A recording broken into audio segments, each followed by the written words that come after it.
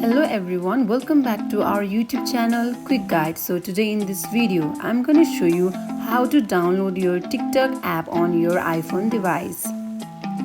So basically what we can do is go to your App Store. Now in the search bar search for TikTok and search. Here you could able to see TikTok in the top. Now as you can see, in the right side of the TikTok, it is open because I have already installed my TikTok app on my iPhone device. But if you haven't installed your TikTok, then there will be install button. And here you should click on it and install your TikTok app. That wraps for today. If you guys like this video, do not forget to like, comment and subscribe our channel. And I'll be see you guys in the next video. Until then, bye bye.